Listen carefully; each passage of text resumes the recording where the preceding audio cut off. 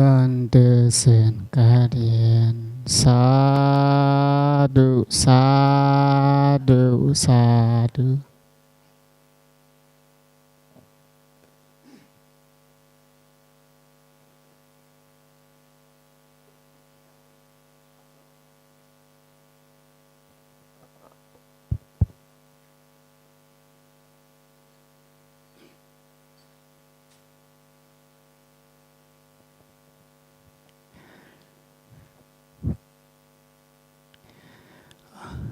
Okay, good evening everyone. Before we listen to the talk by our chief bird, we going to do short chanting first. So let's chant together, starting from Namo Tassa. Namo Tassa Bhagavato Arahato Samma Sambuddhassa. Namo Tassa Bhagavato Arahato Samma Sambuddhassa. Namo Tassa Bhagavato Arahato Samma Sambuddhassa. Buddham saranang gacchami. Dhammang saranang gacchami. Sangham saranang gacchami. Dutiyampi Buddham saranang gacchami. Dutiyampi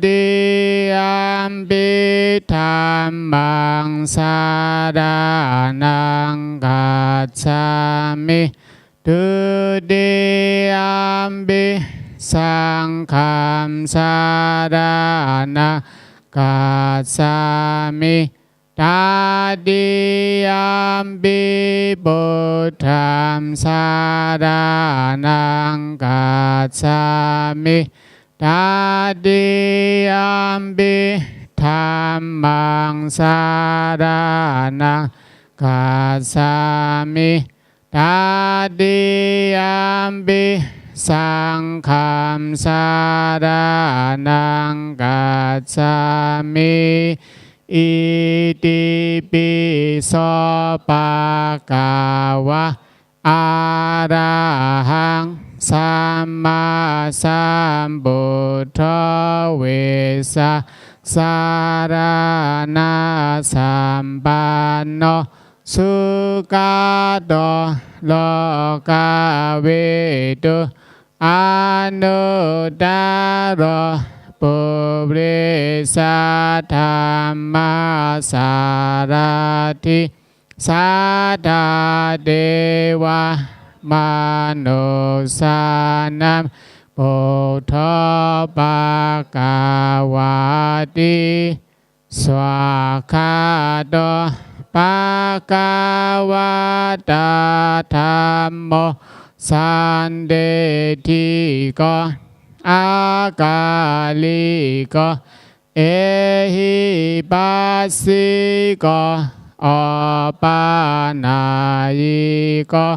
pasatang vedita pavinyuhiti sopatikpanno bhagavato sawaka sangko usopatipanno bhagavato sawaka sangko nyaya patipanno bhagavato sawaka sangko sami se patipanno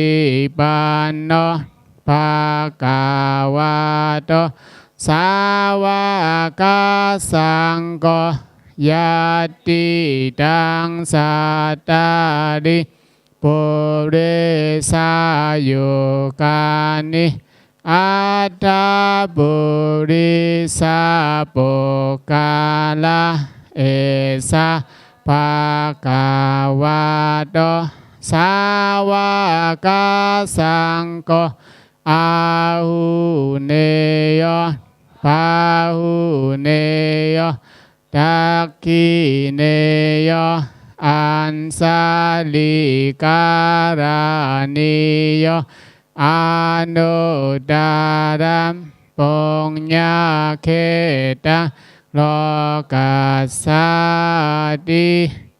Bhavatu Sabba Mangkaram Rakhantu Sabba Devata Sabba Buddhanubhavena Saddha Suti Bhavantu Te Bhavatu Sabba Mangkaram Rakhantu Sabba Devata Sabba Dhammanubhavena Saddha Suti Bhavantu Te Bhavatu Sabba Mangkaram Rakhantu Sabba Devata Sabba Saṅghanubhavena Saddha Suti Bhavantu Te Sadhu Sadhu Sadhu.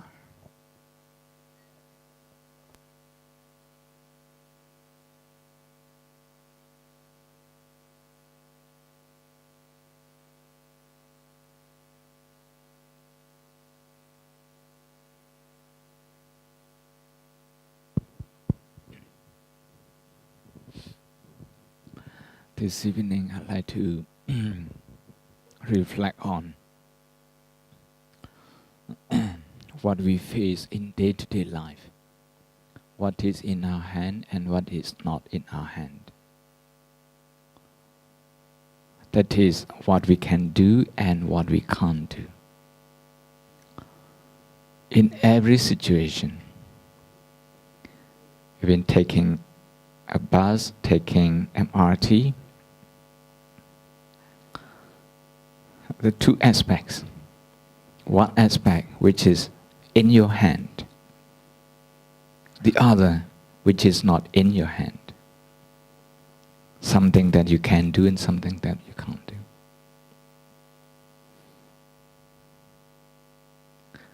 There are people who think they are in total control of their life.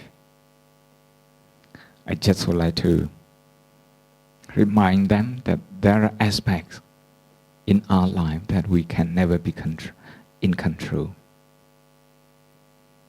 Knowing what is in our hand and what is not is the Buddhist wisdom.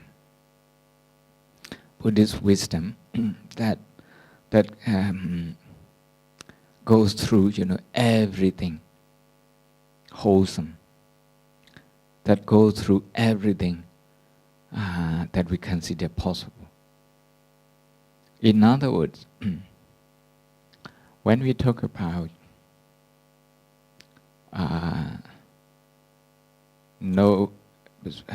accepting what we can't do, this is to accept our limit. And at a certain age in our life, we feel rather invincible and don't tell me, that I can't do this. You see, I think I can do everything, what I want to do. 1, 2, 3, 4, 5, you have a long list and you tick every box. So in that situation, in that kind of circumstances, the last thing you want to know is something that you can't do.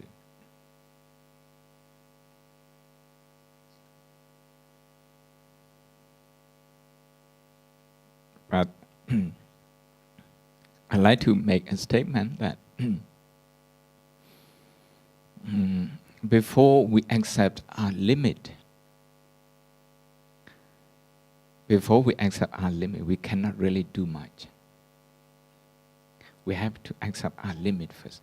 Something that we can't do, something that we just have to live with. I'd like to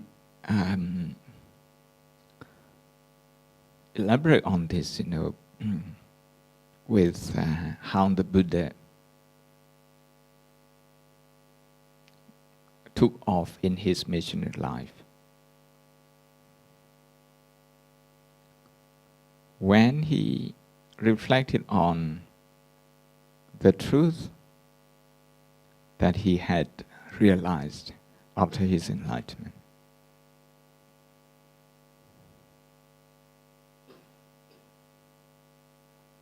he found out that many people, very few people would be able to understand what he was going to say, because his thinking, his experience, his wisdom was against the mainstream.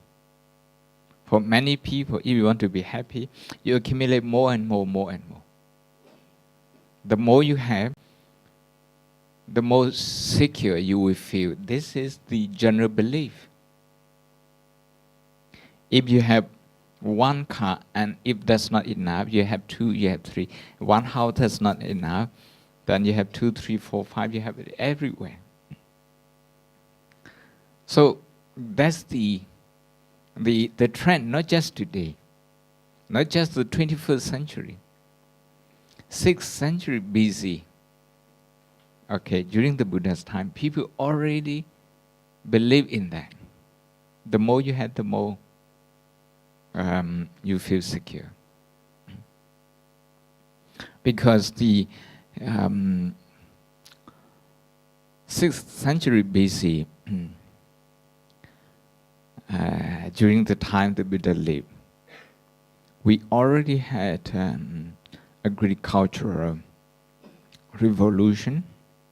We already had cognitive revolution, if you talk in scientific terms.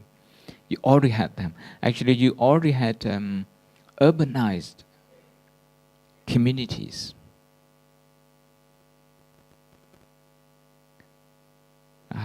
Some sort of industries.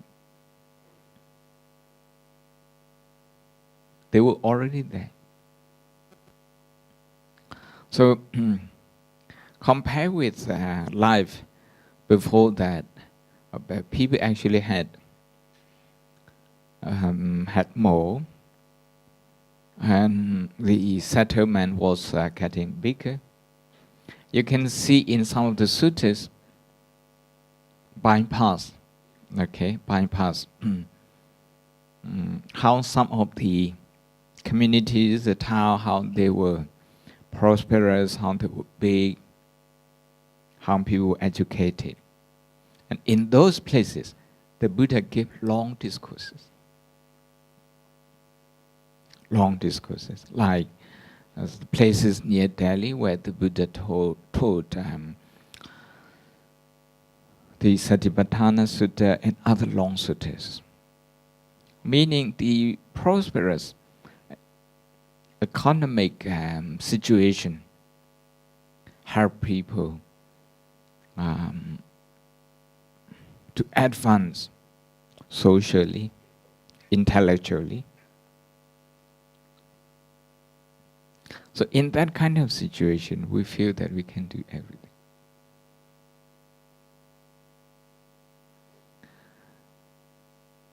But according to the Buddha's experience, it's important that we accept our limit before we do something big. So, he said, there were people, perhaps the majority of the people who wouldn't understand me. So this is my limit.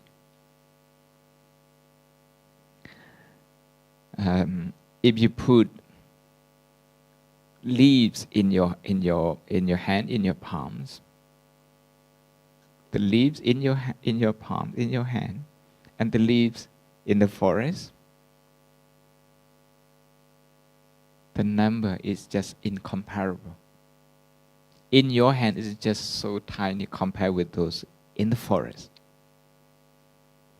On another occasion, the Buddha said, look, the dust in my hand and the dust on the ground, which is many. You just cannot compare. So perhaps sometime in certain situation, what we can do is only this much. And to accept this is a pain. Is a pain on human psychology. We just don't want to accept this. We want to delude ourselves that we can do it.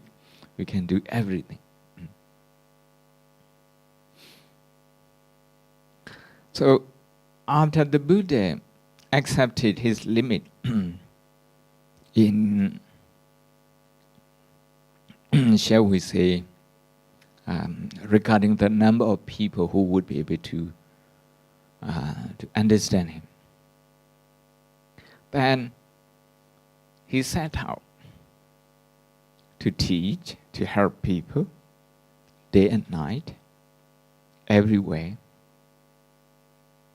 And he set out the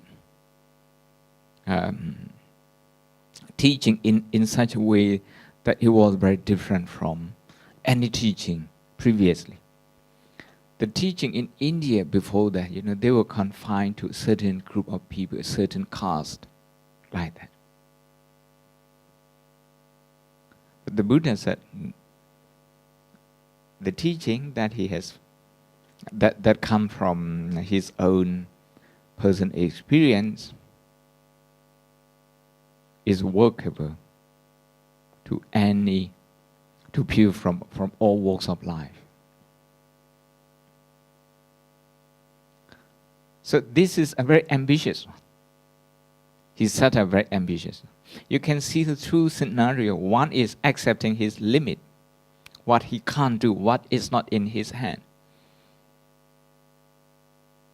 But on the other hand, yes, after he has accepted the limit, he come to see a huge potential, huge, shall we say, I don't want to use the word endless, but almost endless opportunities to help people.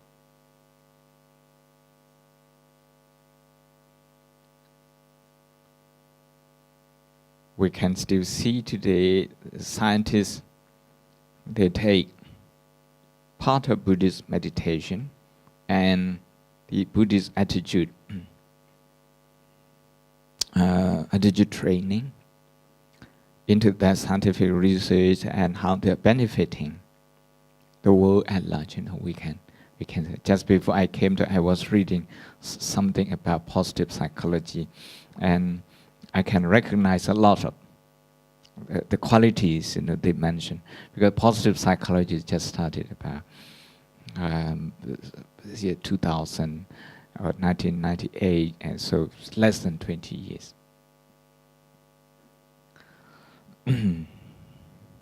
So it's very important that we train the mind to be at ease what is not in our hand. This is not a simple training. To accept what is not in our hand. Okay. Sometimes, I read news quite often, nearly every day, because I travel. And just the other day, there was a bomb blast suicide bomb blast in Manchester. And in a few days' time, I'm going back to London. I'm going to see a change environment.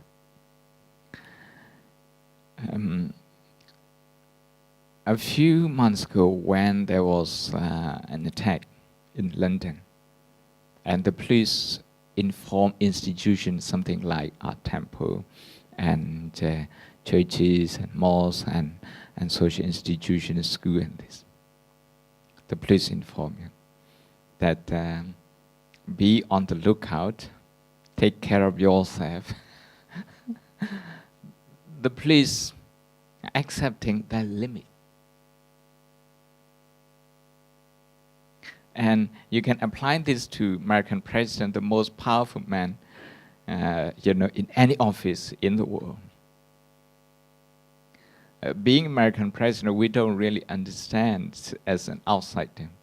But someone who occupies the White House, there will be frustration every day because of the limit. Because of the limit. Rightly or wrongly, okay, the current president, what he wants to do. He hasn't got his way, rightly or wrongly. And so, in coming back, if we apply this to our body, shall we apply this to our body first? It's not possible for this body not to fall ill, not to get old, and ultimately not to die. It's not possible. We have to accept this limit.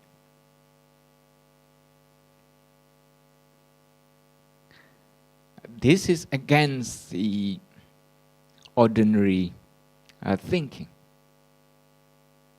This is something that we want to ignore, that we want to be able to tell ourselves that it doesn't happen. It will not happen. We just don't want to think about this. But the Buddha said this is very important. If you do not recognize what you can control, what you can't control, what is not in your hand, something like the body functioning according to its own rule, and the mind functioning according to its own nature. If we don't accept this, we are going to be fighting and fighting with our body. So if you get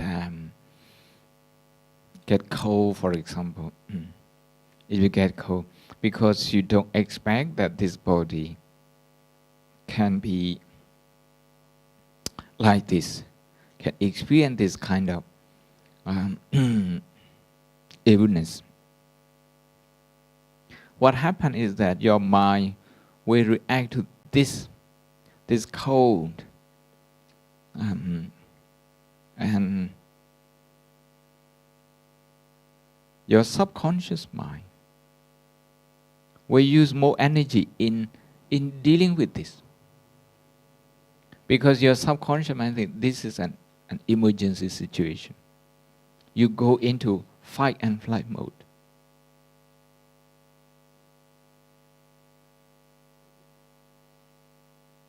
Because you don't accept that the body sometimes can feel like this.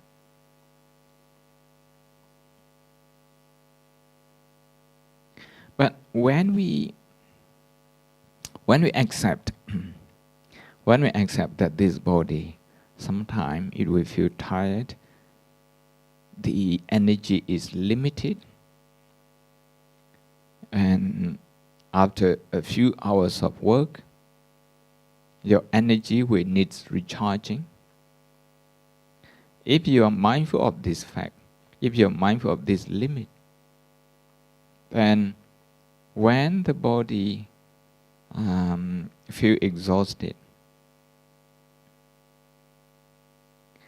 you're not going to fight with exhaustion. Instead of fighting with exhaustion, you will recognize that you will use that opportunity to develop compassion for the body. By developing compassion for the body, you are actually preserving the physical energy.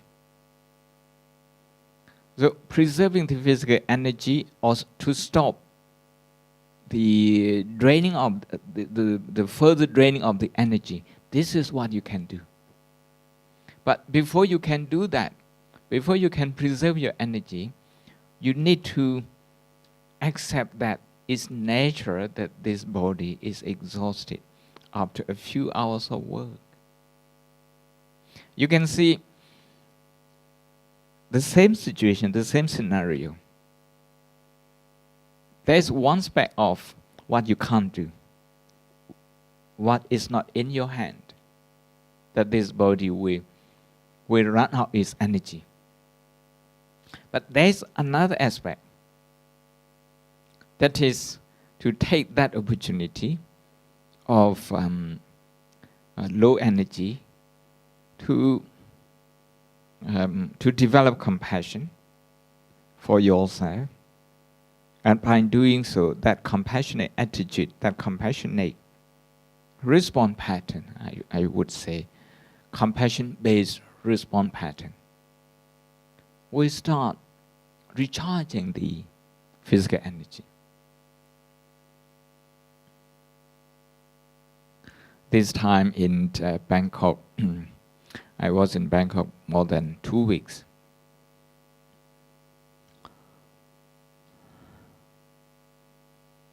First, a day after my arrival, we had a 10 days retreat, but 2.5 hours, maybe 3 hours from Bangkok. Khao Yai is the mountainous area.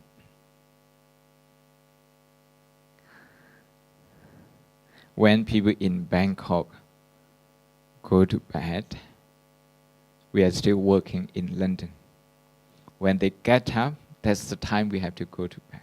So in the morning, when people get up to go for meditation, early meditation, that's the time, I have to go to bed in England. And that means physically, I had to struggle. I would get maybe about 2 hours sleep, at night, and then I need to join the early morning meditation session. And after that, I would have about 4 to 4.5 hours of individual interviews. And then I had Dhamma talks as well.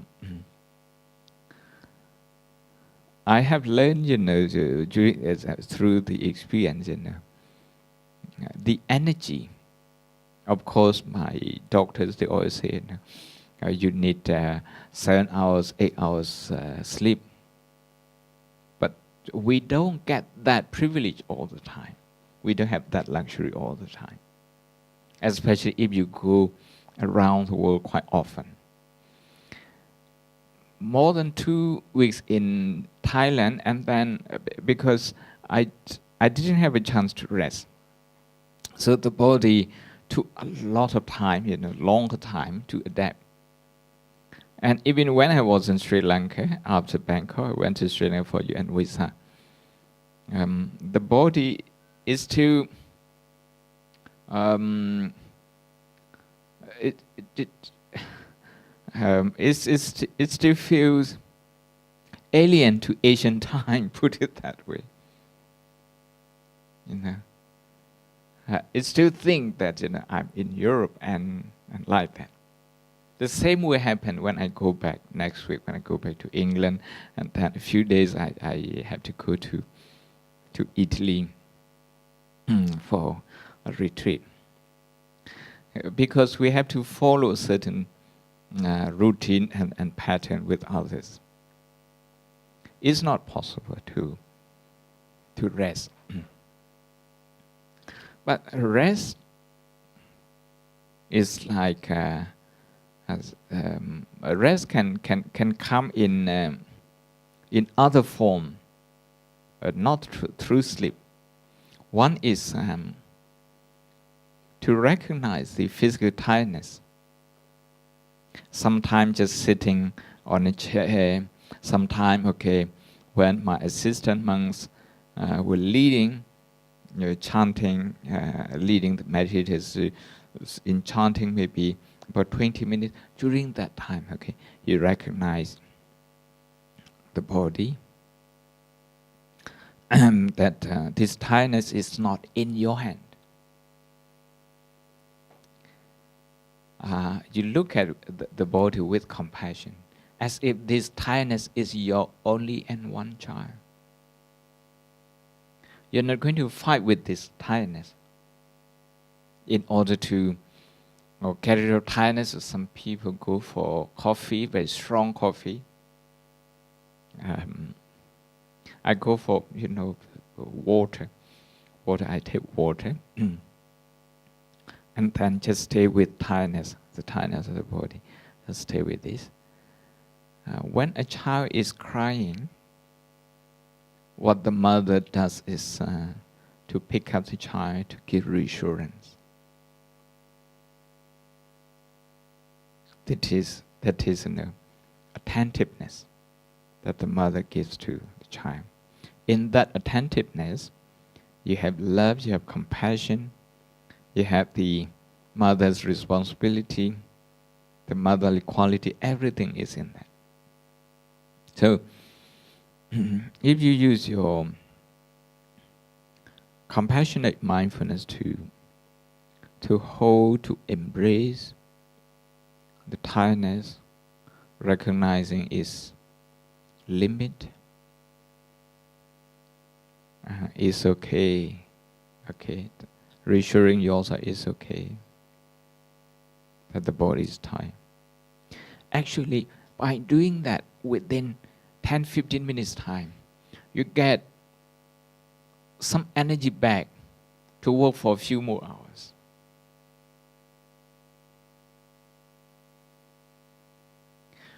To create that energy is in your hand. But first you need to recognize what is not in your hand. Okay, to prevent this tiredness, this exhaustion, you can't prevent this.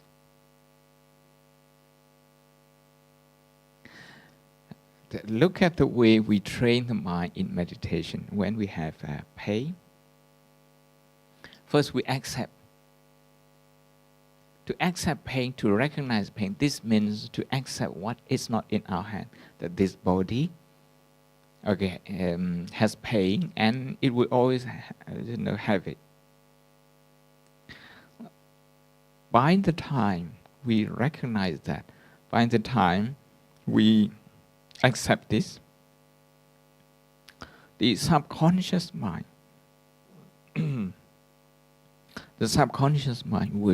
will change its default position. The subconscious mind will also accept this pain. And then when the subconscious mind doesn't automatically react to the pain, to this physical pain, we are not using our physical energy in resisting that pain. So this is one example of how accepting what is not in our hand paves the way to discover what is in our hand. The two are interrelated. A few days ago, when we discussed about the burden of being accepted and being rejected, being accepted and being rejected, they are related. But we see them separately. We feel the pain when we are rejected. We don't see the pain when we are accepted. When we are accepted. Now, to expand on that, if you are in a meeting, in a team meeting at work, on a weekly basis, maybe 2-3 times a week, maybe more than team meeting, sometimes maybe board meeting, or sometimes maybe between companies.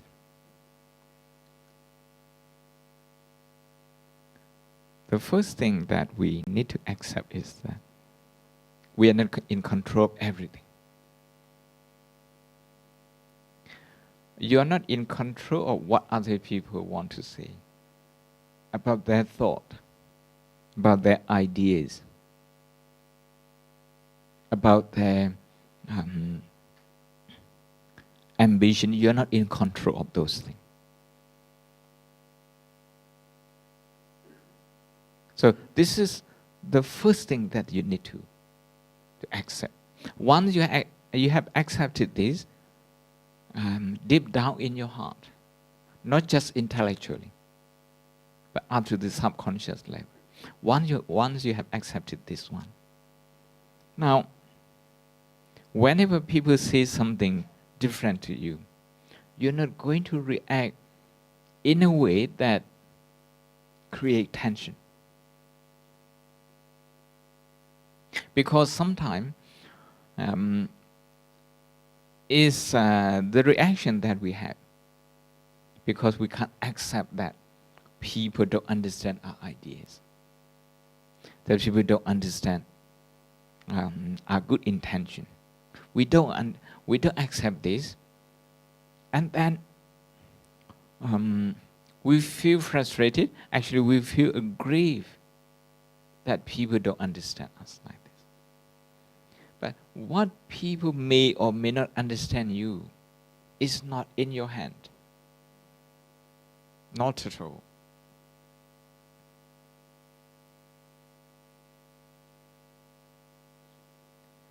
What is in your hand is your own ideas, your own intention, your own response to what they say. These are in your hand. I have mentioned in a few of my talks how top consultants, top consultant in a hospital in England, to have come up to a consultant level, you need at least about 16 years of training, 16, 17 years of training. If you don't fail your exam, if you don't fail, you need that much. Some people take more. So they are very dedicated people, very intelligent people, very well-trained people. But at some point, during the morning team meeting, when they discuss the course of treatment, everyone stopped listening to everyone else.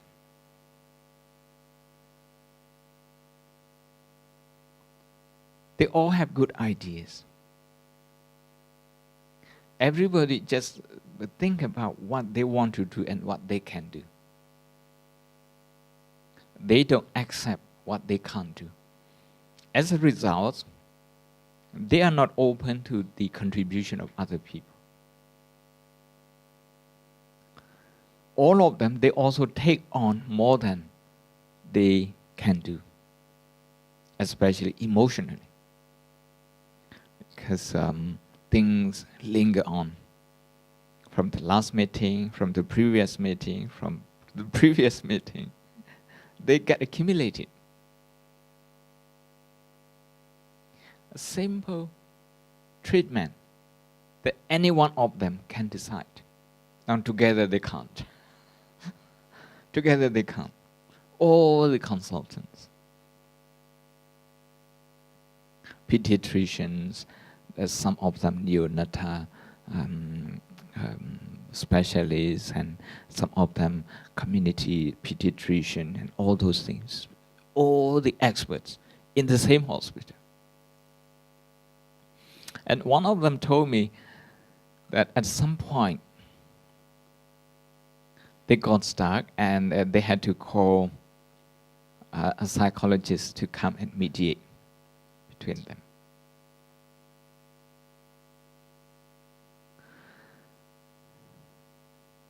So my take is that my reading of the situation is that if we don't accept our limit, then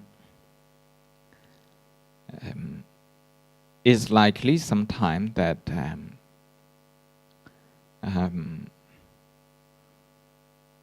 we won't get our priority right.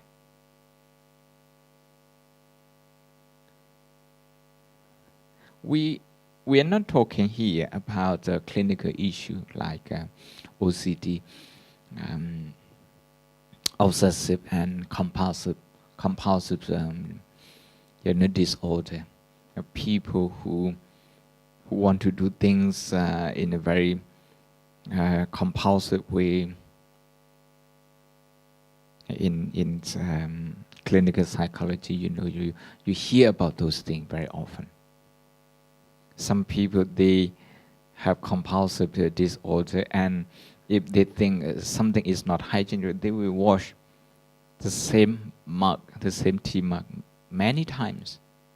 You have just washed it, you put it there, and you washed it again, and you washed it again and again. We're not talking about that kind of situation. We are talking about the so-called normal people, normal behavior in us.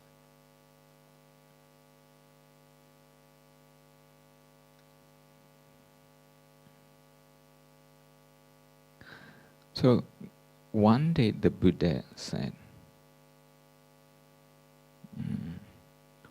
when you get shot with an arrow, that's not your fault. But when you get shot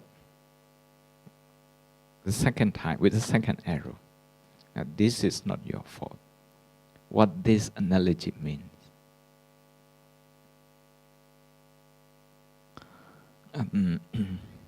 If you go into a meeting or maybe in social interaction, if people say something that you don't like and it upsets you, and this can be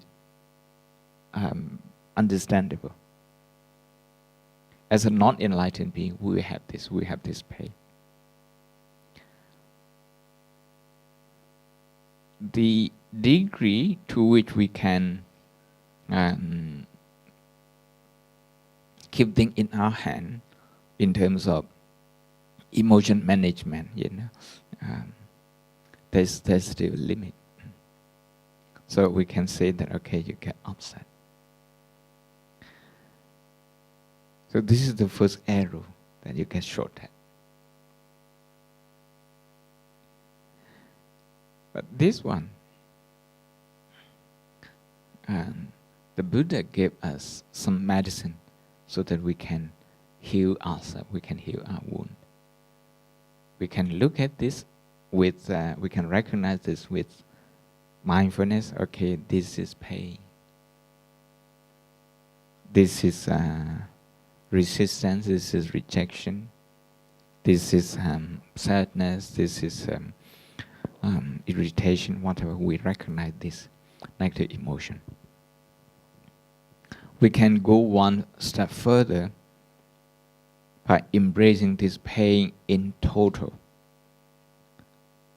using compassion, just to feel this pain with compassion without judging, good or bad. The judgment is usually,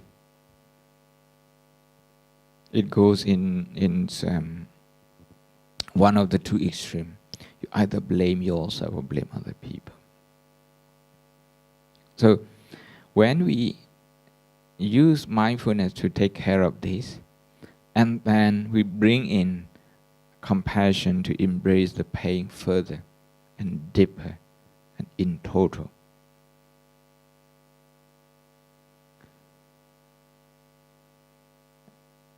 it's very unlikely that you will be hurt with the second arrow. Otherwise, you're going to keep thinking about this incident. The second time you think about it, this is the second arrow. The third time you think about it, this is the third arrow. The fourth time you think about it, this is the fourth arrow. So many arrows get shot at. Being shot at. This is because we are not immediately clear in that situation what is in our hand and what is not in our hand. You cannot prevent somebody shooting an arrow at you.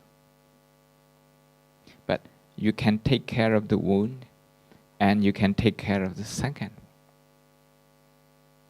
But the second arrow comes from your own making. The third arrow, usually, when people in the meeting, when people say something to disagree with you, that's the time that the emotional reaction and the we call this proliferation. That is, the multiplication of thought. That's how they come up. Let's go back to another easy example. You drive. There is a traffic jam. You have to recognize what is in your hand, what is not in your hand. What is not in your hand is to change the whole scenario, because everybody is related. Every driver is related.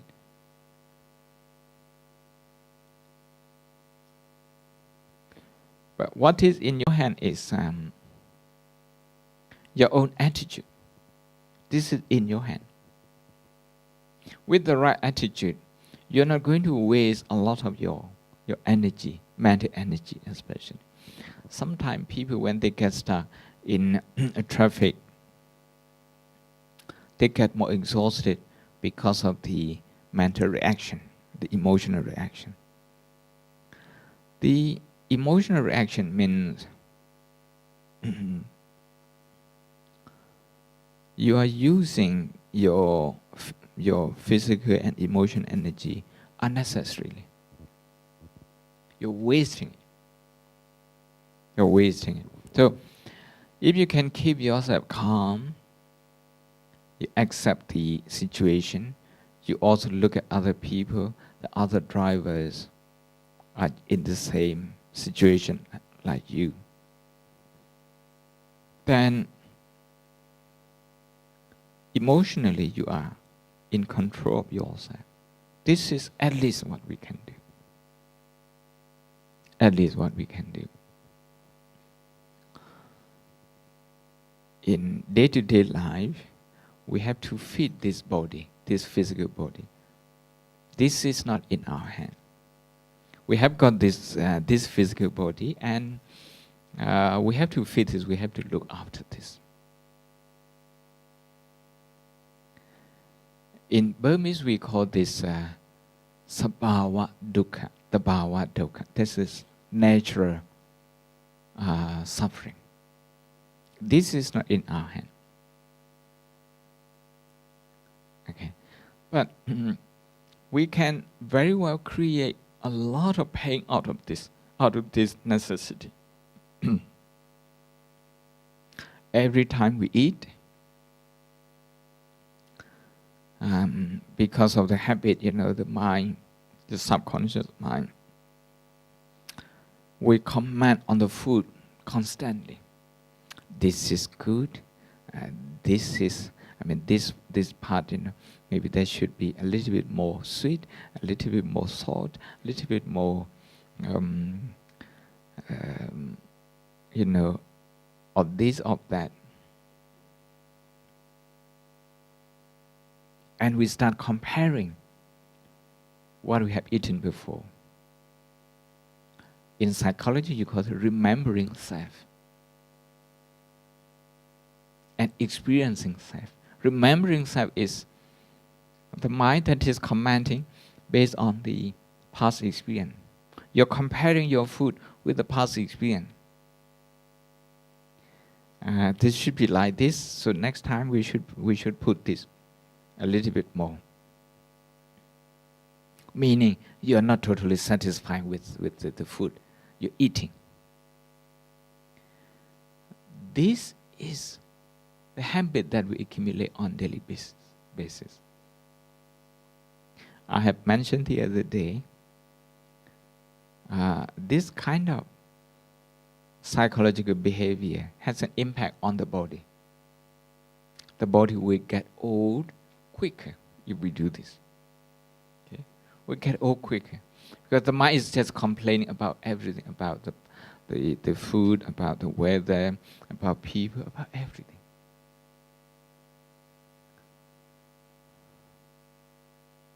So, what is not in what we can't do is not to eat. We can't do this. So we have to eat. But what we can do is, when we eat, so that there is no suffering.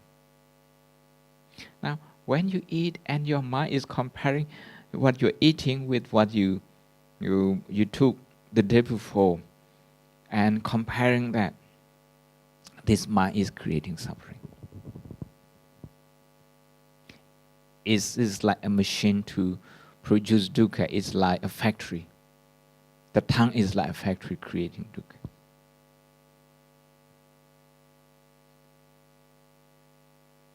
This is up to us whether we want to take control of this, because it's within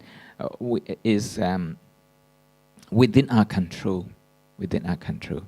So, I like to conclude this by referring you to the second sermon of the Buddha, Anatta Lakkhana Sutta.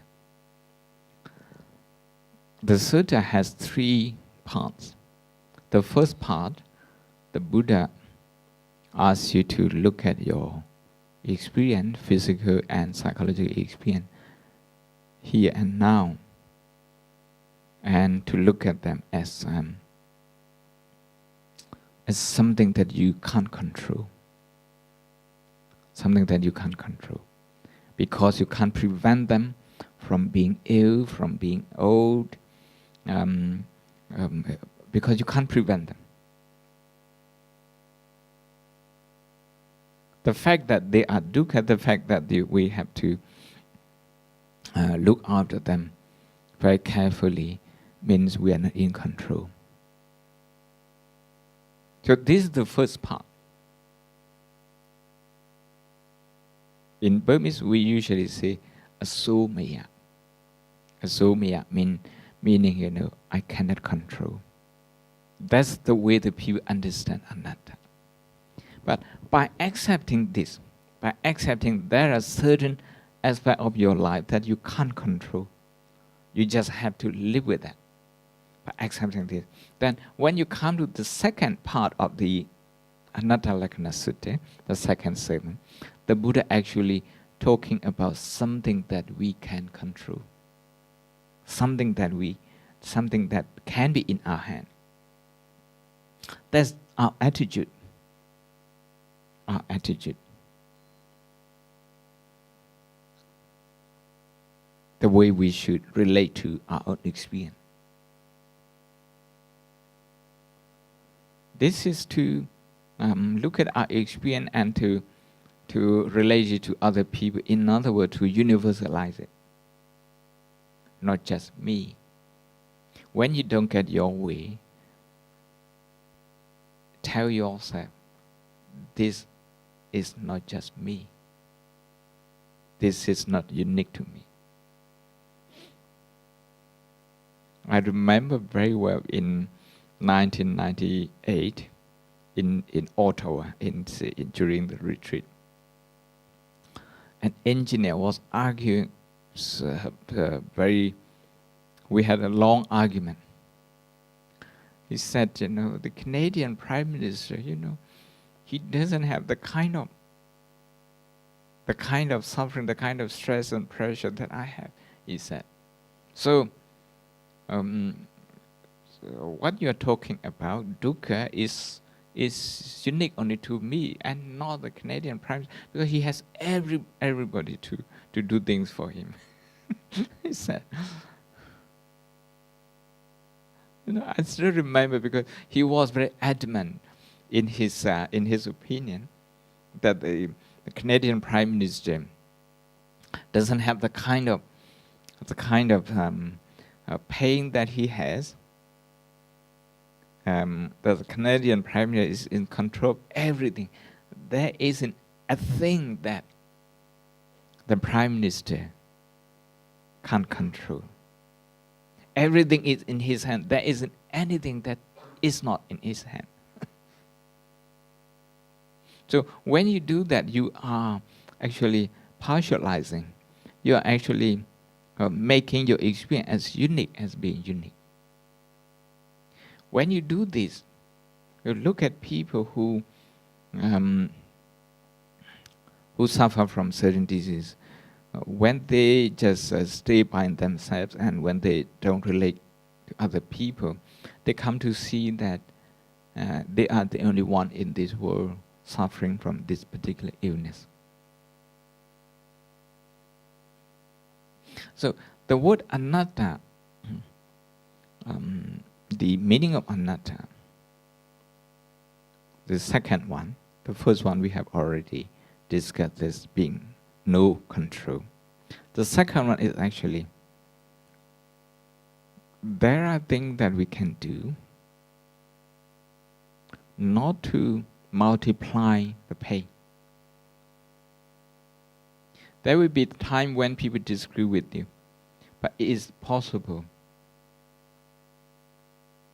There are things in your hand that you can do not to aggravate the situation, not to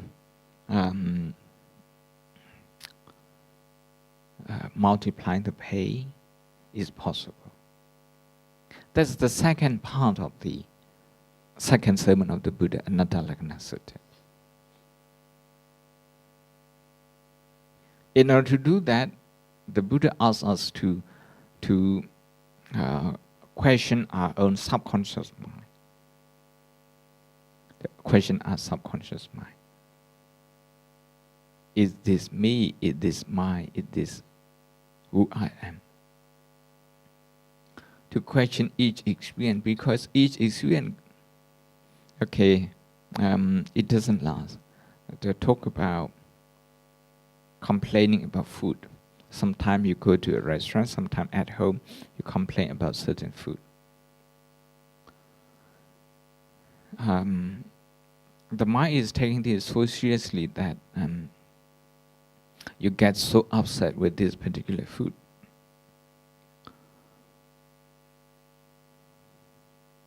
You have to ask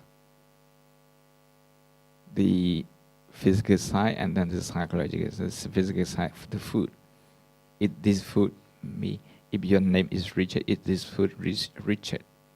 Why you're so fussy about this? Why you can't let go? Psychologically, the dissatisfaction, the complaint, is this complaint Richard? You ask yourself if you are Richard. If you are Michael, ask yourself, is this complaint Michael? You're going to find that each experience is just an experience. It's not you. It's not you. And that's the way you will be able to see things clearly in life.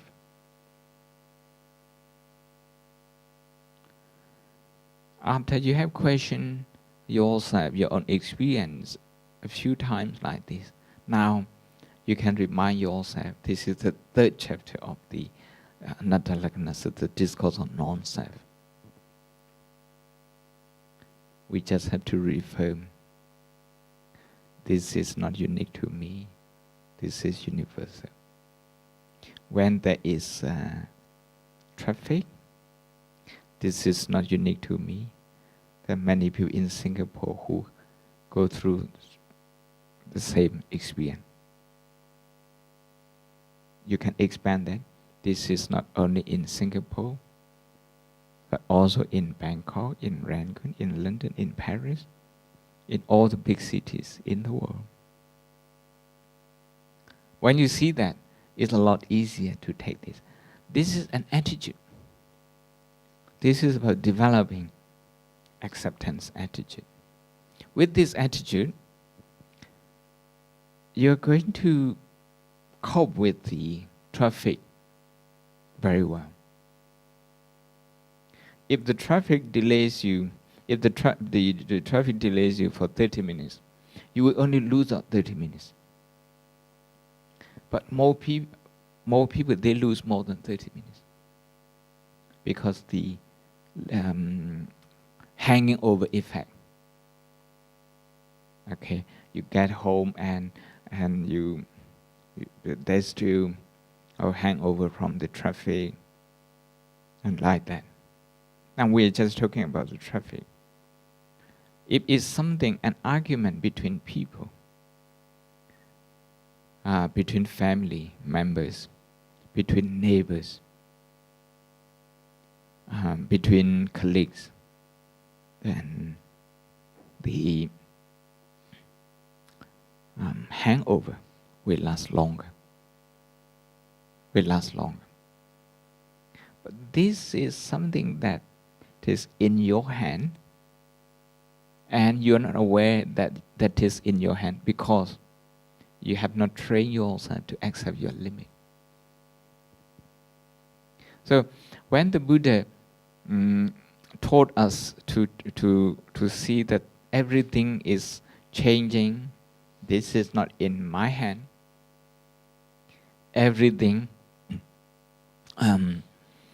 is like this, non-self, I can't control, it's anatta, this is not in my hand. Actually, the Buddha is teaching us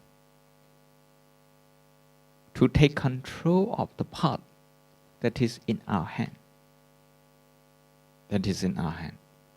Our behavior, our thinking, our feeling. There are many things that that are in our hands. So many people they can't. Some people they no longer see that these things are in their hand. So when they get depressed, they feel helpless. Subconsciously, they think this is not in their hand anymore. So they look for other outlet. Some people think the solution is in a beer can, so they go for beer. For alcohol, some people go for drug, like this. This is how people become confused between what is in their hand and what is not in their hand. With that confusion, you can see confused behaviors, confused reaction. I think we only speak in English today, not in Burmese. No? Okay, thank you. That's what you told me earlier. So I haven't prepared in Burmese, so there's no vocabulary in Burmese here for today. So any question? Anyone has any question?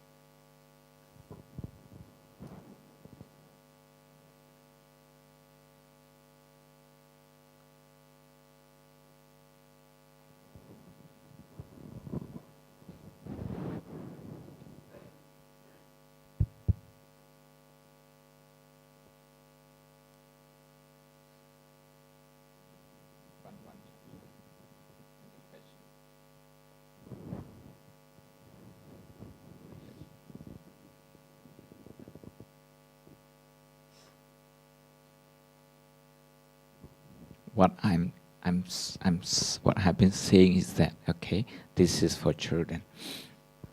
You can't do everything in life, but there are things that you can do, and you have to do your best. When you limit, when you focus on something that you can do, and forget about what you can't do, then you're going to be number one in what you can do. We don't need to do everything. We have to give opportunity to other people to do things as well.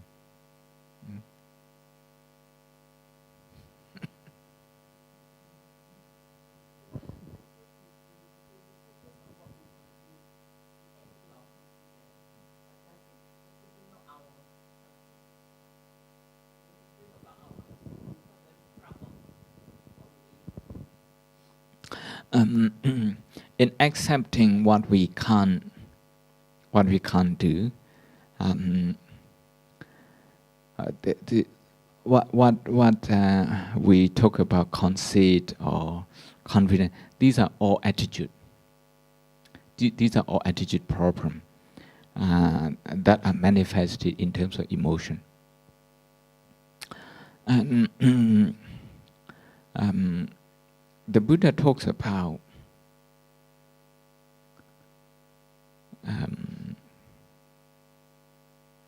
reminding ourselves of our limit. With this, I think we develop some humility, some humbleness. That also means in practice we are not wasting our time and energy in with something that we can't change.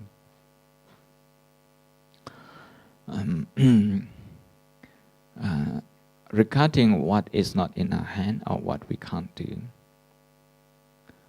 there is an opportunity to develop compassion. With compassion, I think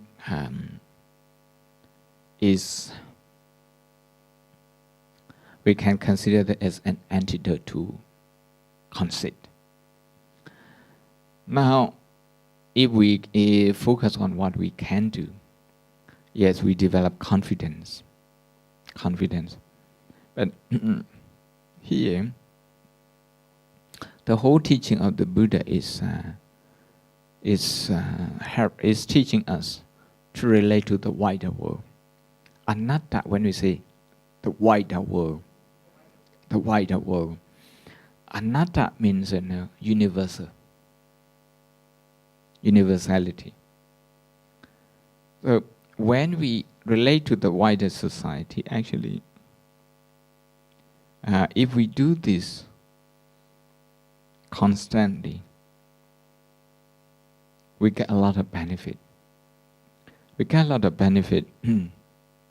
Including less conceit, but at the same time, having confidence like this. It doesn't have to be either or. We can have no conceit and we can have confidence at the same time. We can develop conceit only when we personalize what we can do. And by personalizing that, we actually blur the area, between what we can and what we can't do. What is in our hand, what is not in our hand. The area is, the borderline is very gray. Unless we remind ourselves in terms of daily experiences, the physical body, physical experience, and psychological experience, if we don't keep in touch with this experience, it's hard to keep this clarity. The clarity over what is in our hand, what is not in our hand.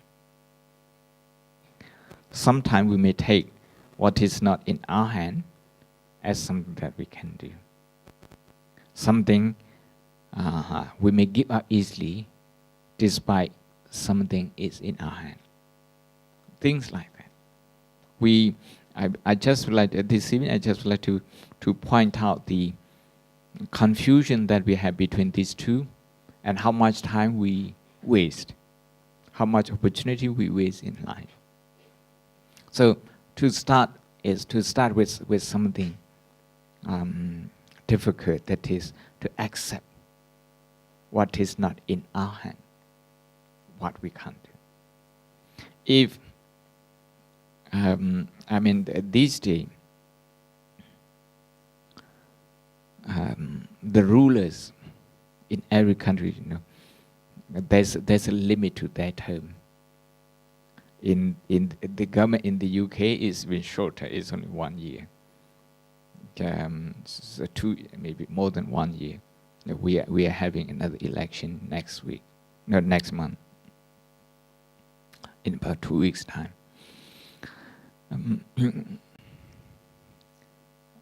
They have to prioritize what they can do, and they have to accept what they can't, given the limit of the budget. That would be the basis of their success and failure. Success and failure.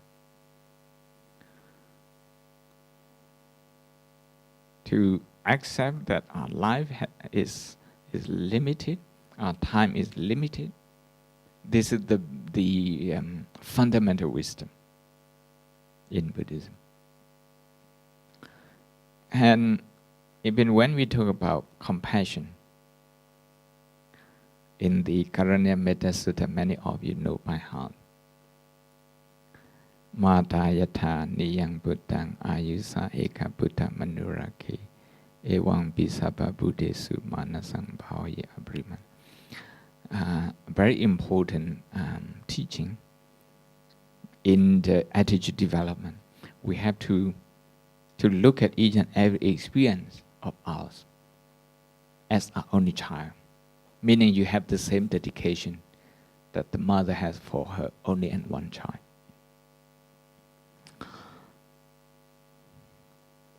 And we should expand and extend this quality to all beings.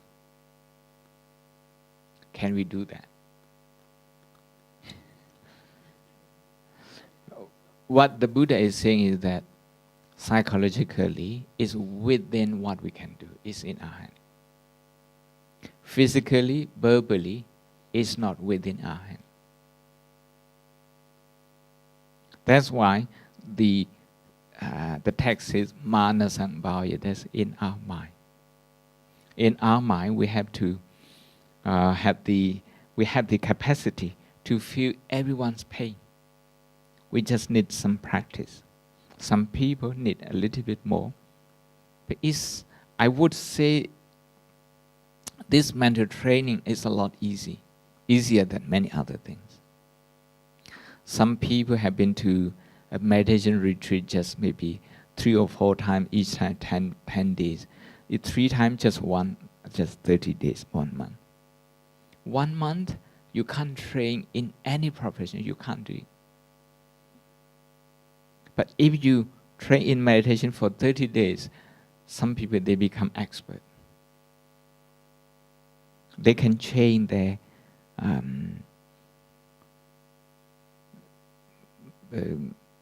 attitude altogether. And this is in our hand. This is very easy. Meditation is very easy. You train to be a nurse, it take many years. If you give about 10% of that time to do meditation, you're going to be an expert in meditation. 3 years, you just know the basis of nursing. 5 years, 6 years, you just know the basis of being a doctor, an engineer. But if you do meditation for 5 years, the amount of time you spend learning engineering, you see, compare with other training, the mind training is easy, a lot easier. The thing that the sticking point is we don't accept our limit. We don't see what is not in our hand. This is the point. When we don't see this, we miss a lot of what is in our hand. We just can't see it. We just don't see it. Because we busy ourselves with things that we can't do.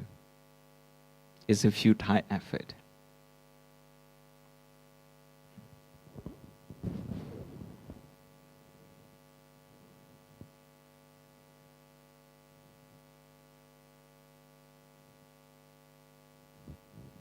I think there are a few people. I thought not to speak in Burmese. I just give a summary in Burmese. If you don't mind, maybe about 5 minutes, 10 minutes. ဒီနေ့ညပြောလိုတာကကိုလက်ထဲမှာရှိတဲ့အရာနဲ့ကိုလက်ထဲမှာမရှိတဲ့အရာကိုလုံနိုင်တာနဲ့မလုံနိုင်နေရာတိုင်းမှာဒီနှစ်ခုရှိတယ်လုံနိုင်တာနဲ့မလုံနိုင်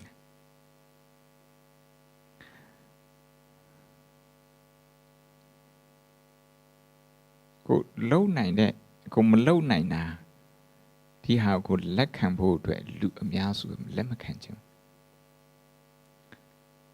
လက်ခံရမယ်ဆိုရင်အဲ့ဟာကြီးအရင်စစ်တဲ့ကြစရာကြီးဖြစ်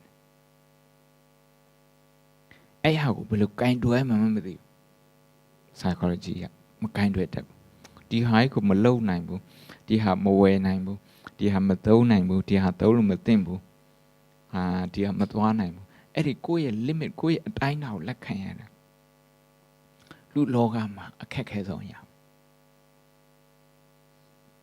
ခက်ခဲဆုံးရကိုယ့်ရဲ့မလုံနိုင်တဲ့အတိုင်းအတာကိုယ့်လက်ထဲမှာမရှိတဲ့အရာဒါကိုလက်မခံဘူးဆိုရင်ကိုယ့်လက်ထဲမှာရှိတဲ့ဟာလည်းပဲကိုမပိုင်တော့ကိုမလုံနိုင်တော့ဥပမာတစ်ခုပြောကားကြက်တယ်ဆိုတော့ကားကြက်တာကိုကားအလဲကမှရောက်နေကိုဘာမှမတတ်နိုင်ကိုလက်ထဲမှာမရှိဘူး control မရှိဘူးဒီဟာလေးကိုလက်ခံတယ်ဒီဟာလက်မခံဘဲနဲ့ဒီဟာကြီးကိုကfight လုပ်နေတယ်ဒီရန်ဖြစ်နေတယ်ဆိုရင်ကိုလက်ထဲမှာရှိတဲ့အရာကိုလက်ထဲမှာမရှိတော့ကိုလက်ထဲမှာရှိတဲ့အရာကဘာတော့ဒီနေရာမှာကိုရဲ့ခန္ဓာကိုမပင်ပန်းအောင်အဲ့ဒီအချိန်တွင်းမှာကားကြက်တယ်ကိုခန္ဓာကိုမပင်ပန်းအောင်ထားဖို့စိတ်မပင်ပန်းအောင်ထားဖို့ဒါကိုလက်ထဲမှာရှိတာဒါမလုံနိုင်တော့အဲ့ဒီလိုနဲ့ကားတွေကြက်တဲ့ခါမှာလူတွေကနည်းနည်းလေးဟုန်းတီးလိုက်တာနဲ့ထားပြီးတော့ရန်ဖြစ်ဘာဖြစ်လို့အဲ့လိုဖြစ်တာတော့ဆိုတော့ကိုလက်ထဲမှာမရှိတဲ့ဟာကိုမပြောင်းလဲနိုင်တဲ့ဟာအဲ့ဒီဟာကိုလက်မခံတဲ့ခါကျတော့ကိုလုံနိုင်တဲ့ဟာကိုပြောင်းလဲနိုင်တဲ့ဟာလဲကိုလက်ထဲမှာမရှိတော့အဲ့ဒါလေးပြောတာဗုဒ္ဓကဟောပေးတဲ့အနတ္တအစိုးမရဘူးကိုမပိုင်ဘူးကိုလက်ထမှာမရှိဘူးဆိုတဲ့ဟာကဒါကအရာရာကိုစွန့်လွတ်ဖို့ပြောတာမဟုတ်အတိုင်းသာရှိတယ်ဘဝမှာကိုသူတဘာဝအရာတဘာဝဒုက္ခဆိုတာရှိတယ်ဒီဟာကိုဘလို့မှလုံးလို့မရဘူးလူတိုင်းဒီတိုင်းပဲမနဲ့အဲ့ရထားလာပြီးဒီခန္ဓာကိုသူသင်ရှင်းလင်းရတယ်အစားအသောက်စားပေးရတယ်ဒီလိုနဲ့အစားအစာတွေနဲ့လည်းပဲသူကိုပြုစုရတယ်ရေချိုးပြီးတော့ပြုစုရတယ်ကျမကြီးနဲ့လည်းပြုစုရတယ်ကိုယ်ကလည်းချင်းခံနဲ့ပြုစုရတယ်ဆေးနဲ့လည်းပြုစုရတယ်ဒါဘာမှမတတ်နိုင်ဒီခန္ဓာကိုရလာပြီဒါတော့ပြုစုရတယ်ဒါလက်ခံတာပဲကိုတယောက်တည်းမဟုတ်ဘူးလူတိုင်းရဲ့ဒီတိုင်းပဲအဲ့တော့အစိုးမရဘူးဆိုတဲ့ဟာကိုလက်ခံဖို့ကပထမလက်ခံပြီးပြီဆိုရင်ကြံတဲ့ဟာကိုလုံနိုင်တယ်ကိုအများကြီးတွေ့လာဒါလေးပြောချင်တယ်မြတ်စွာဘုရားကဘုရားဖြစ်ပြီးတော့ဘာစဉ်းစားတော့ဆိုသူတိထားတဲ့တရားလူတွေဟောရင်လူတွေအများစုရဲ့အတွေ့နဲ့တခြားစီဆိုတော့လူတွေနားမလည်ဘူးထင်တယ်မြတ်စွာဘုရားအဲ့လိုအတွေ့ဖြစ်တယ်နောက်ဆုံးကျတော့ဘယ်လိုဆုံးဖြတ်ချတော့ဆိုတော့ကိစ္စမရှိဘူးနားလဲလူရှိတယ်နားလဲတဲ့လူနည်းနည်းပဲရှိလိုက်ကိစ္စမရှိဘူးအဲ့ဒီအတိုင်းတာလေအဲ့ limit လေးကိုမြတ်စွာဘုရားလက်ခံလိုက်တယ် လက်ခံတဲ့အခါကျတော့မြတ်စွာဘုရား तू လုံနိုင်တဲ့ဟာ तू 45နှစ်ပတ်အလုံးလှုပ်သွားတာလူတွေအများကြီးချမ်းသာရပါတယ်ဘဝတွေပြောင်းလဲသွားတယ်အဲ့တော့မလုံနိုင်တဲ့ဟာကိုယ့်လက်ထက်မှာမရှိတဲ့ဟာကိုအရင်လက်ခံတယ်အရင်လက်ခံပြီးတဲ့အခါကျမှ priority ချတယ်ဆိုတာလေဘယ်ဟာကိုဘယ်နေရာမှာအားစိုက်ရမယ်ဘယ်နေရာမှာကြတော့ဖြင့်ဘာမှလုပ်ဖို့မလိုအဲ့ဒီအသိဉာဏ်သူ့အတူပေါ်လာမဟုတ်ရင်ဒီအသိဉာဏ်မဖြစ်နိုင်ဒါကြောင့်ဒီနေ့ညပြောတဲ့ဟာကအနတ္တလက္ခဏာတုတ်ကိုမိပြီးတော့တွေးခေါ်ပါတယ်ပြောပါတယ်အနတ္တလက္ခဏာတုတ်ကအပိုင်း၃ပိုင်းရှိတယ်ပထမပိုင်းကကိုယ်လက်ထက်မှာမရှိတဲ့ဟာကိုမြတ်စွာဘုရားကဟောတယ်ဒီခန္ဓာ၅ပါးဒီခန္ဓာကိုဒီဝေဒနာဒီလိုမဖြစ်နဲ့ဒီခန္ဓာကိုဒီလိုမဖြစ်နဲ့အမြဲတမ်းနှုတ်ပြိုးစေမအိုနဲ့ဒီဝေဒနာမနာနဲ့အမြဲတမ်း comfortable ဖြစ်နေစေဒီစိတ်ဘယ်တော့မှမညစ်နဲ့အမြဲတမ်းပျော်ရွှင်နေစေဒီလိုပြောလို့မရဘူးတဲ့အဆိုးမရဘူးဒါအနတ္တလက္ခဏာသုတ်တဲ့ပထမဆုံးအပိုင်း၃ပိုင်းရှိတာဒီကိုဘာမှမလုပ်နိုင်တဲ့ဟာလက်ထက်မှမရှိဟာကိုလက်ခံလိုက်ပြီဆိုရင်ဒုတိယအပိုင်းကျတော့ကိုလုံနိုင်တဲ့ဟာကိုမြတ်စွာဘုရားကပြောတာကိုလက်ထက်မှရှိတယ်ကိုလက်ထက်မှရှိတယ်ဒါကတော့ဘာတော့ဆိုတော့မိမိရဲ့အတွေ့အမြင်ကိုပြင်လိုက်တယ်ဆိုရင်ပေါ့နော်ပြင်လိုက်တယ်အတွေ့အမြင်မှန်အောင်ပြင်လိုက်တယ်ဆိုရင်သူဖြစ်လာမဲ့ဒုက္ခသူမဖြစ်တော့ဖြစ်လာမဲ့ပဋိပက္ခအလုံးမှဖြစ်လာမဲ့ပဋိပက္ခကားမောင်းနေနဲ့ဖြစ်လာမဲ့ပဋိပက္ခအိမ်မှာဖြစ်မဲ့ပဋိပက္ခသူမဖြစ်တော့ဒါကြတော့မိမိရဲ့လက်ထက်မှာကိုလုံနိုင်တဲ့ဟာဖြစ်သွားပြီဒီလုံနိုင်တဲ့ဟာကိုမြင်ဖို့အတွက်မလုံနိုင်တဲ့ဟာကိုအရင်လက်ခံရမယ်ဒါကိုအတိပညာလို့ခေါ်တာနော်ဒီအတိပညာကအနတ္တပေါ်မှာအခြေခံတယ်နော်အနတ္တအများစုနားလဲတာတော့ပုဂ္ဂိုလ်တ attva မဟုတ်ဒီလိုမဟုတ်ငါမဟုတ်ဘူးဆိုတာအဲ့ဟာကတရားအရန်ရင့်မှနားလဲတာဒီနေ့ပြောတာကအခြေခံလေးပြောတာအနတ္တကိုအခြေခံလေးပြောတာပထမဆုံးအနတ္တကကိုလက်ထက်မှာမရှိတဲ့ဟာကိုမပိုင်တဲ့ဘာမလုပ်နိုင်တဲ့ဒါအနတ္တဒီခန္ဓာကိုမအိုနဲ့မနာနဲ့ပြောလို့မရဘူးကိုလက်ထက်မှာမရှိဘူးအနတ္တနောက်ဒုတိယအနတ္တကိုလက်ထက်မှာရှိတယ်ဒါကဘာလို့ဆိုတော့ဒီနာကျင်မှုတစ်ခုစိတ်နာကျင်မှုတစ်ခုဖြစ်လာပြီဆိုရင်ငါပဲရှိတယ်ငါပဲဒီလိုဖြစ်တယ်သူများမဖြစ်ဘူးအဲ့ဒီလိုမြင်တဲ့အမြင်ကိုပြောင်းလိုက်ပါတဲ့ဒီလိုစိတ်တန်ရထန်ချက်မျိုးဒီလိုအလိုမပြည့်တဲ့ဟာမျိုးငါတယောက်တည်းမကဘူးနေရာတိုင်းမှာရှိနေတယ်အဲ့လို universal experience universalization အဲ့လိုမြင်အောင်ကြည့်ပါအဲ့လိုမြင်အောင်ကြည့်ဒါကတော့ကိုယ့်လက်ထက်မှာရှိတယ်ဒီလိုမြင်အောင်ကြည့်ရင်လည်းဆိုရင်လောကရဲ့ထဲမှာသူကနေစရာအရန်ကောင်းပါတယ်တဲ့ချမ်းသာမှုတွေရတယ်ဒုက္ခတွေနည်းပါတယ်ဒါကြောင့်ကိုယ့်လက်ထက်မှာရှိတဲ့ဟာနဲ့ကိုယ့်လက်ထက်မှာမရှိတဲ့ဟာဒါကိုခွဲခြားသိမြင်ဖို့အတွက်ကကိုယ့်လက်ထက်မှာမရှိတဲ့ဟာကိုအရင်လက်ခံပါအနိစ္စဒုက္ခအနတ္တပြောတာဒါကိုယ့်လက်ထက်မှာမရှိတဲ့ဟာကိုအရင်ဆုံးလက်ခံခိုင်းတာဒီဟာကိုလက်ခံပြီးတဲ့ခါကျမှလောကရဲ့ထဲမှာလောကကြီးအကျိုးအတွက်ရောလူအများအတွက်ရောကိုယ်အတွက်ရောလုံနိုင်တာအများကြီးရှိတာကိုတွေ့ရလိမ့်မယ်တဲ့အားလုံးချမ်းသာကြပါစေသာဓုသာဓု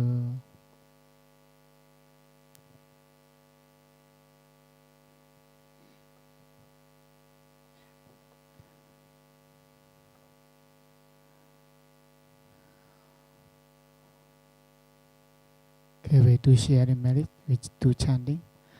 Yes, chaya, no?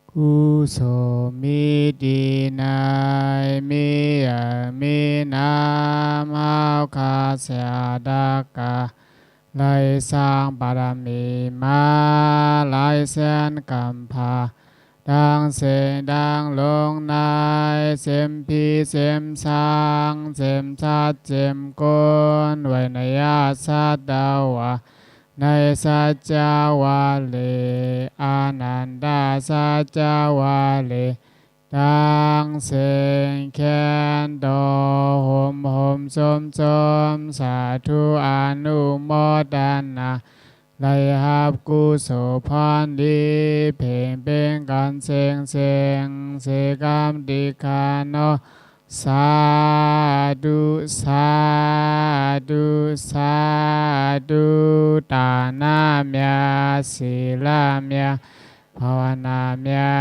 ดาวสาวขาดังเสงดังลงอย่าโดหงโดหายพิหิมอำลายก้นหิมอำลายสะดวาหิมอำลายย้อนผักพังไว้ในหมากหูสาวขาต่อเต้าหอที่ยอดเสือสาอามาตานิบานาติกาเจนเสกามติคานอสาธุสาธุสาธุ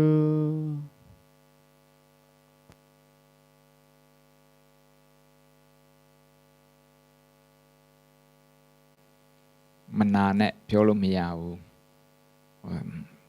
မဖြားနဲ့ပြောလို့မရဘူးမညောင်းနဲ့ပြောလို့မရဘူး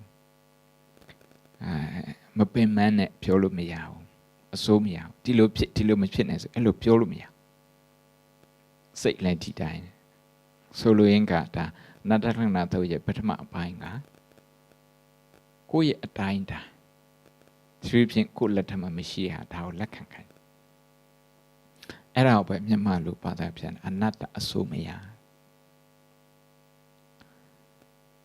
အစိုးရတဲ့ဟာဒီအစိုးမရတဲ့ဟာကိုလက်ခံလိုက်အစိုးရတဲ့ဟာဖြစ်လာအစိုးရဖို့တော့ကိုယ့်ရဲ့ potential ကိုယ့်ရဲ့အင်အားကိုပြန်တွေ့တာပေါ့ကိုလုံနေတာကိုပြန်တွေ့တာအဲ့ဒါကတော့ဒုတိယဟာက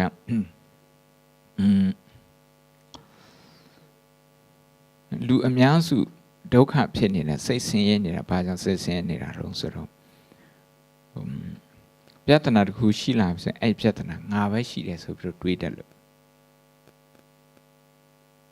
why me ဘာကြောင့်ငါကြမှာဒီလိုဖြစ်ရတာတခြားလူဒီလိုမဖြစ်ဘူးဒီအတွေးဒီ attitude ကိုပြင်လိုက်တယ်ဆိုရင်ပြင်မယ်ဆိုရင်ဒါကိုယ့်ရဲ့လက်ထက်မှာရှိတယ်ပြင်နိုင်တဲ့အနေအထားမှာရှိတယ်ပြင်ပြီဆိုရင်ပြဿနာနဲ့တွေ့တယ်အစမပြေတာနဲ့တွေ့တိုင်းအစမပြေတာနဲ့တွေ့တယ်ဖြစ်မဲ့ဒုက္ခမဖြစ်တော့အစင်တော့မပြေဘူးဒါမဲ့ဒုက္ခမဖြစ်ဘူးအင်္ဂလိပ်လိုပြောမယ်ဆိုရင်သူကဘယ်လိုပြောမလဲမသိဘူးဘုန်းကဒီဟာကို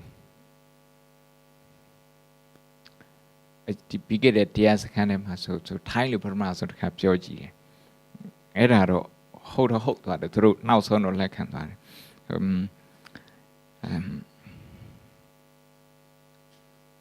ပြဿနာမြန်လို့ပြောမယ်ဆိုပြဿနာဖြစ်တိုင်းဒုက္ခမဖြစ်ဘူးပြဿနာဖြစ်တိုင်းစိတ်ဒုက္ခမဖြစ်ဘူး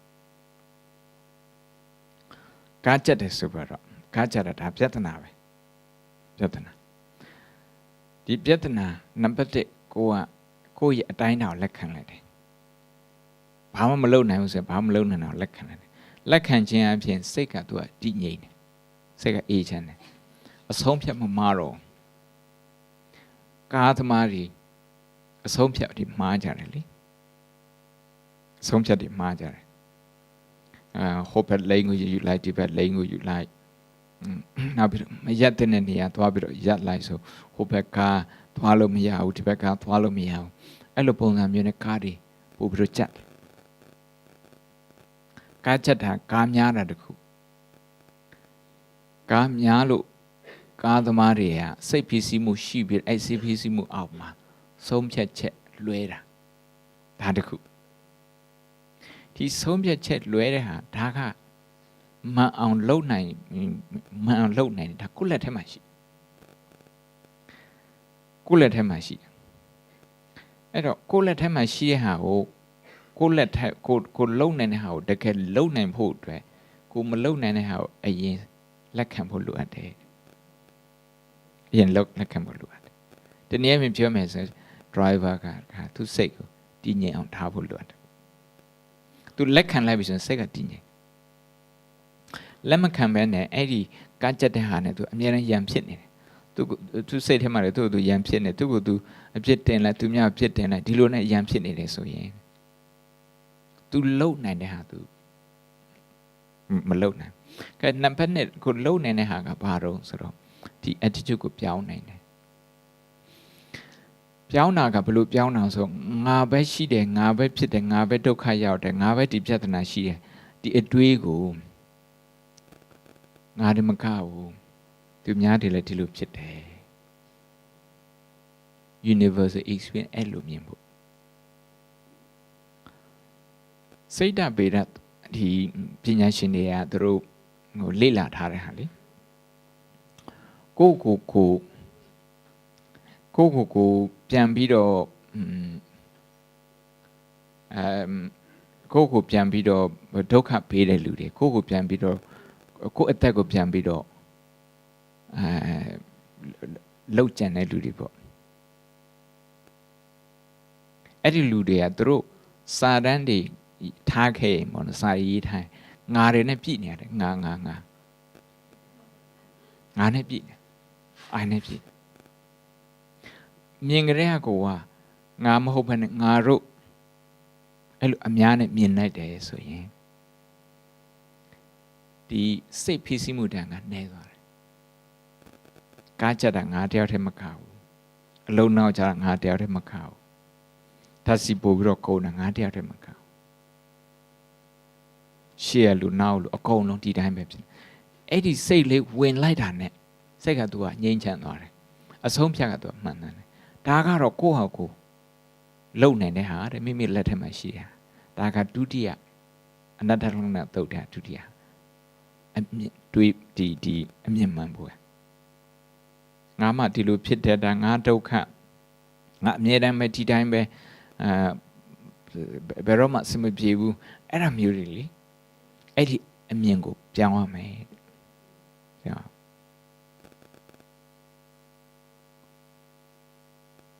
သမိုင်းမတိုင်ခင်ခက်ကြရဒုက္ခဆိုတော့ပေါ်ခဲ့တာကိုခက်ချမှာပေါ်တော့မဟုတ်တယ်မလား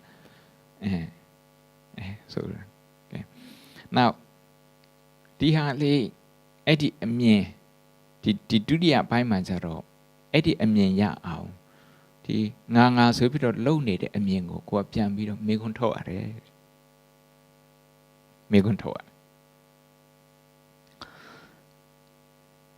ကားချက်ပြီဆိုရင်ကားချက်တာငါတယောက်ထဲလားအလုတ်နောက်ကျစလို့ကြငါတယောက်ထဲလားဓာတ်စီပိုးကုန်စံဓာတ်စီပိုးတော့ငါတယောက်ထဲလားအဲ့ဒီလိုမေခွန်းထုတ်တတိယအပိုင်းကျတော့မေခွန်းထုတ်ဖို့မလိုတော့ကိုမေခွန်းအချိန်ချင်းထုတ်ပြီးဆိုတော့အဲ့ဒါကိုအဖြေလေးရဒါပေမဲ့အဲ့ဒီအဖြေကကွန်ပျူတာစကားနဲ့ပြန် default position မဖြစ်သေးဘူး default ပုံစံမဖြစ်သေးဘူးအဲ့ default ပုံစံဖြစ်အောင်ကိုနေ့တိုင်းသတိပေးရတယ်ဟုတ်တယ်အဲ့ဒါကို eternalization ခေါ်တယ်အင်္ဂလိပ်လို eternalization eternal ဖြစ်သွားအောင်အထက်မှာ